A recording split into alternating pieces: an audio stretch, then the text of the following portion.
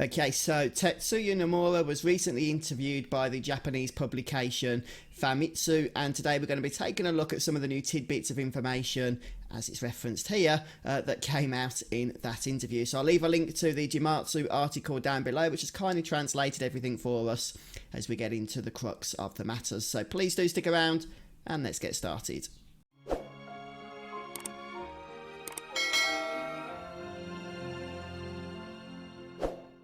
As with many of these interviews, a lot of the information given here is stuff that we already know about, but has just been clarified again, although there is some new bits as well. So the first point is about the Watchmen of Fate. I've just finished making a video on this and have uploaded it, so I'd advise you to go and check that out. I'll leave a link to it in the description of this video, but also just go and check out the comments there as well. There's some interesting discussion taking place and some good theorising as well. Next up then, there's going to be some new dialogue options. Again, I don't think this is a surprise to anyone. Of course, there were dialogue options in the original Final Fantasy VII. These are no doubt going to be expanded upon. One thing I would like is to see everything that is spoken in this game to be voice acted. Whether that's going to be a reasonable request or not, I'm not sure. We'll find out. But I hope it's not just going to be a case of cutscenes and repeatable lines in battle that are going to be voice acted. Hopefully the whole game is going to be voice acted, but we'll see as time goes on whether that's the case. Next up, the Honeybee cross-dressing event is still going to be in.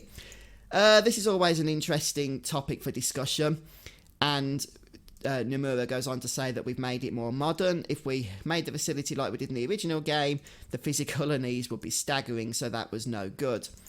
Okay, so I can kind of assume that Square have been placed under a lot of pressure to change the original version of the whole sequence in Wall Market, where you go to the Honeybee Inn, you dress up as a girl, you try and please Dunk or Neo and convince him that you are indeed a girl. There's no doubt that Square are going to have come under pressure to get that changed in 2019. I don't think that's going to surprise anybody. For example, if we just briefly look at how IGN are covering this news, they said that it comes as a slight surprise. Okay, so the fact that the sequence is even going to be included is coming as a slight surprise. Why? Because Square Enix apparently has an ethics department. Okay, that sounds utterly bizarre, but it is mentioned actually in the same interview that is the case. But the fact they have an ethics department, according to IGN, should make it completely antithetical to actually have this sequence in the game at all. So yeah, you kind of get the impression that a lot of the big game journalistic websites like IGN, Kotaku, Polygon, etc. are not going to be pleased about that fact, which I'm sure will make a lot of you happy, no doubt. But the fact that the sequence is going to be changed somehow is probably also going to upset people as well. Basically, I think however Square implement this, they are going to, upset a lot of folks on whatever side of the issue they're going to fall down on. Whether, people think it's offensive, it shouldn't be in the game, or whether people think, who cares, it's part of the original, let's include it. Square have got a lot of challenges ahead with this one. Right then, so next up then, there are quite a few additions to the scenario. While the main story itself hasn't changed, there are a countless number of new events. Otherwise, we wouldn't have 2 Blu-ray discs. This is pretty much information that we already know about, so I won't dwell on it.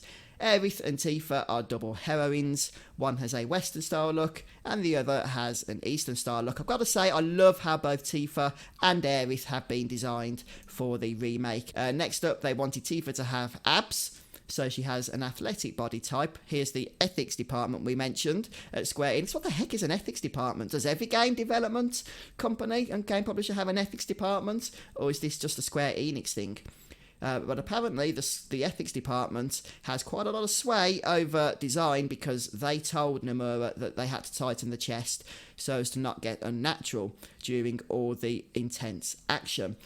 I'm not sure what that has even got to do with ethics. The fact that they didn't want the design of the character to look unnatural, that doesn't sound like an ethical discussion. That just sounds like a discussion as to make the characters look pretty darn natural, which I would say Tifa does. She looks amazing. But again, I'm not sure what that's got to do with ethics. Very weird. Anyway, from there we got the black underwear and fitted the tank top. So yeah, there have certainly been design changes for Tifa in particular over the original character. But, I think reaction overall to Tifa's design has been overwhelmingly positive.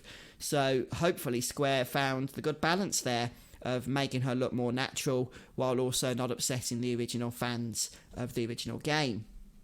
With an emphasis on immersion and exhilaration, you can fight without stress through the use of shortcuts. When you open the command menu, time slows and you can fight like a command battle. Again, information we already know about.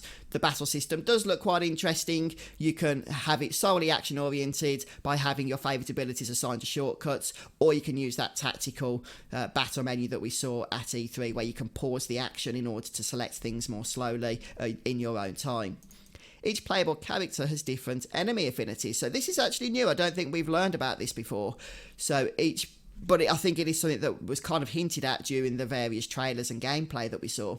So each character is going to be better off at attacking, certain enemy types. We actually had this, didn't we? In Final Fantasy X, I think it was, where certain characters were better off attacking certain enemies during battle. So it looks like that kind of system is going to be returning. An item is required for MP recovery. Okay, I guess that would be the ether, as it always is.